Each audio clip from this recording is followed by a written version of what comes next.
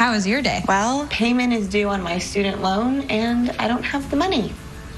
You need a sugar daddy. Hi, yes, it's VOD Tuesday. You know what that means. It's time to look for the most hilarious looking title of the new releases. Ah, Her Deadly Sugar Daddy. Perfect! Can't get much more descriptive than that. This is either a Lifetime thriller or someone tried doing their own Brad tries with a 100-year-old piece of candy.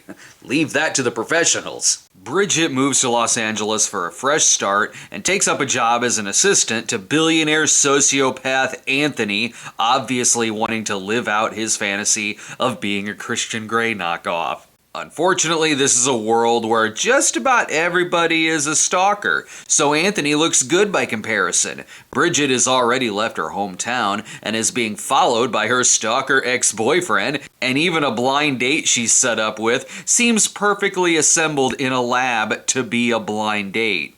I'm Jared Garrison. No, you're 3 hours late. Sorry, shoot day ran long. And about dinner, I grabbed a bite from catering. Hell, the man even follows her home and tries raping her by her car before he's hauled off in a vehicle. Oh yeah, and this was all set up by Anthony, so she'll definitely work for him now. What? He's already the most charming person in this town. Why even bother with that? Even when they're on business lunches, random old men are creepy with her. Even though Anthony is the villain, his cyborg-like abilities appear to be the only thing keeping the women of LA safe. Oh, don't. You will lose.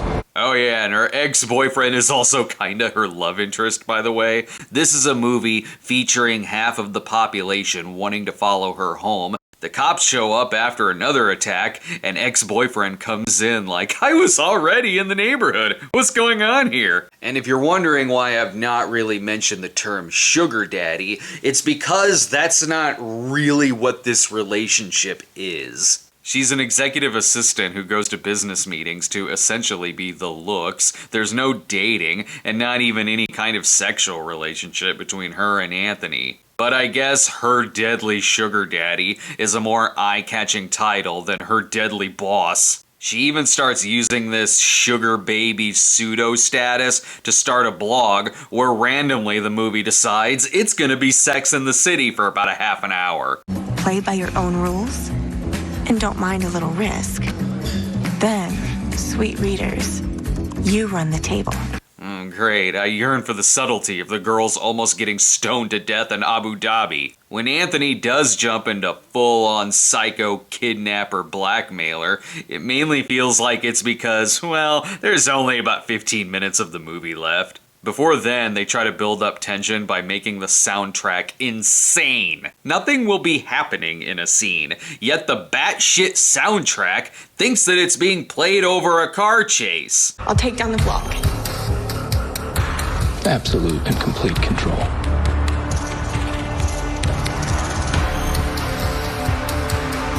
Oh right, that's the scene where he's pissed because he finds out she's been writing a blog and taking pictures, all based on her sugar baby experience.